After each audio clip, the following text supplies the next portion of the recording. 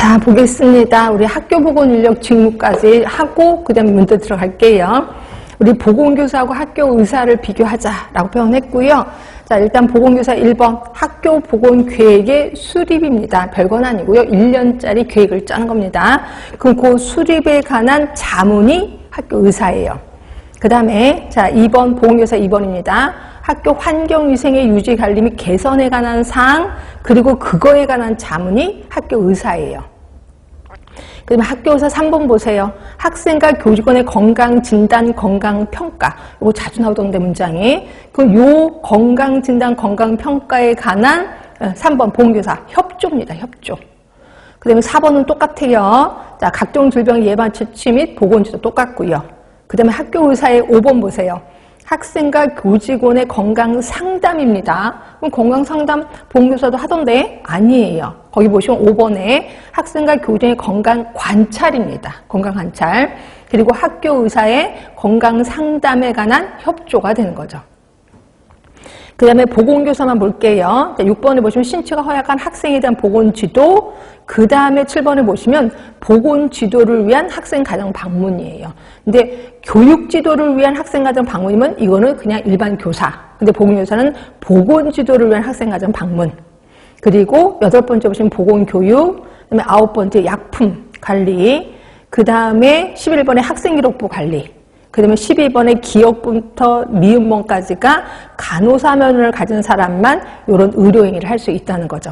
그 다음에 그 밖에 학교 보건관리를 한다라고 보시면 되고, 학교의사는 6번 그 밖에 학교 보건관리에 관한 지도를 하고 있는 거예요. 그럼 이제 학교장은 쭉 보시면 신체 검사 실시 의무. 3번에 감염병에 의심됐어. 그러면 등교 중지. 아까 봤죠? 그리고 학생 교직원의 보건관리 업무. 5번째 보시면 예방접종 완료 여부 검사. 치료 예방조치. 뜬금없이 치료 예방조치가 학교장이다 라고 얘기했었던 거 기억하실 거고, 그다음에 감염병 예방과 학교 보건에 필요한 때 뭐를 할 수 있다고? 휴업할 수 있다. 휴고 아니다. 휴업이다. 이렇게 표현했고요. 자, 요걸 슬쩍 가리고 학교 보건 인력의 직무 좀 볼게요.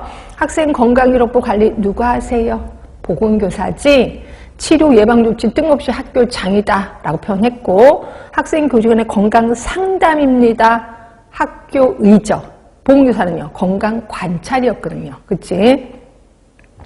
자, 4번째, 응급을 요하는 자에 대한 응급처치, 요게 보건교사입니다. 아까 의료행위, 간호사면허를 가진 사람이 할 수 있는 의료행위가 요거거든요. 학생 및 교직원의 보건관리 의무가 들어가. 그럼 이거는 학교장입니다.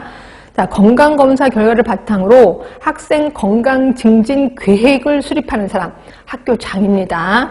그다음에 학교 환경위생의 유지관리 및 개선에 관한 사항, 보건교사. 2번째 있었었죠. 그치? 예방접종 완료 여부 검사, 학교장. 보건교육 자료의 수집 및 관리, 보건교사입니다. 자, 이렇게. 보건교사 배치까지 하자.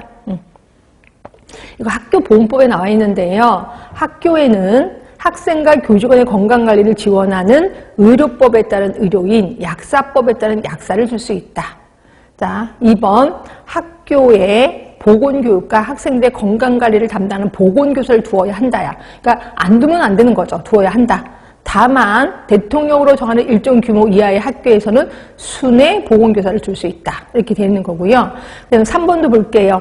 자, 이렇게 보건교사를 두는 경우 일정 규모 이상의 학교는 2명 이상의 보건교사를 두어야 한다라고 되어 있는 거고, 그럼 일정 규모가 어떤 메타급일까요? 그게 박스 안에 들어가 있죠? 메타급이에요. 배우셨을 텐데.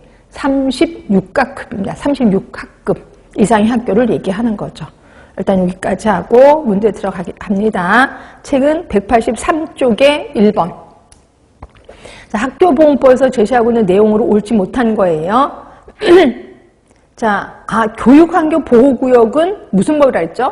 교육환경보호구역에 관한 법이거든요. 보호에 관한 법률. 답은 1번인 거고, 대기오염 대응 매뉴얼 학교보건법에 있습니다. 제가 제시는 안 했는데 그 밑에 보시면 있을 거예요.